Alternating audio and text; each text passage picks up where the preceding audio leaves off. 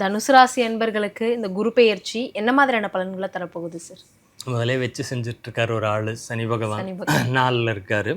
குரு வீட்டில் இருக்கிறதுனால கொஞ்சம் அமைதியாக இருக்காருங்கிற மாதிரி சொல்கிறாங்க. பட் தனுசு ராசிக்கு 8ல் குரு வர்றார். 8ல் குரு அப்படிங்கிறப்ப தனுசு ராசி அதிபதியே அவர் தான்.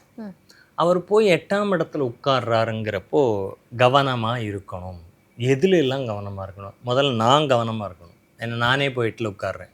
அப்போ எனக்கு எதிரான செயல்பாட்டுகள் யார் செய்வா? நானே செய்வேன். அடுத்தது 4ஆம் அதிபதி அம்மா, சுகம், வண்டி, வாகனம், வீடு இதெல்லாம் போய் 8ல் உட்காருது. அப்போ அம்மா, வண்டி, வாகனம், வீடு, சுகம் இதெல்லாம் எனக்கு எதிராக இருக்கும். நான் இன்றைக்கி எனக்கு நல்ல சாப்பாடு வேணும், ஸ்பைஸியாக வேணும், எங்கள் வீட்டில் எனக்கு இது பண்ணி வச்சுருக்கணும்னு நினச்சிட்டு போனோம்னா உப்புமா பண்ணி வச்சுருப்பாங்க. சுகம் தானே, சாப்பாடுங்கிறது சுகம். நான் இன்றைக்கி வெளியே போயிட்டு உள்ளே வரேன், தனுசு ராசி அப்படின்னு வச்சுக்கோங்க. நான் தான் தனுசு ராசி.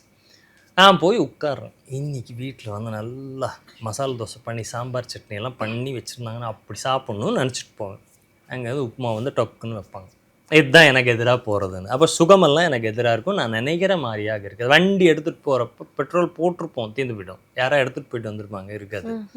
வண்டியில் போகிறப்ப தேவையில்லாத வண்டியினுடைய பிரச்சனைகளை கொடுக்குறது, இந்த மாதிரியான விஷயங்களை இந்த குரு கொடுக்கக்கூடிய வாய்ப்புகள் அதிகமாக இருக்கிறதுனால உணவு, தாயாரினுடைய ஆரோக்கியம், உங்கள் வண்டி வாகனம் சார்ந்த விஷயங்களை கவனமாக பார்த்துக்குங்க.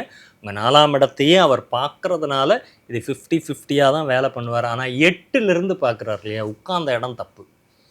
8ஆம் இடத்துலேருந்து அவர் பார்க்குறதுக்கும் மற்ற இடங்கள்லேருந்து பார்க்குறதுக்கு வித்தியாசம் இருக்குது. 8ஆம் இடங்கிற துஷ்தானத்துலேருந்து பார்க்குறதுனால அன்வான்டான தேவையில்லாத இந்த மாதிரி வீட்டு உபயோகப் பொருட்கள் பிரச்சனை வரலாம், வீட்டில் பிரச்சனை வரலாம், இருக்கிற வீடே பிரச்சனையாகலாம், எல்லை பிரச்சனைகள் வரலாம். இந்த மாதிரியான விஷயங்களை கொடுப்பார். அங்கே இருக்கிற சனியும் குரு பார்க்கறதுனால அந்த சனினால் இருந்த பிரச்சனைகள் கம்மியாகி இவரே பிரச்சனையாக மாறிடுவார். எனக்கு நானே பிரச்சனையாக மாறிடுவேன் அப்படிங்கிற மாதிரி இருக்கும்.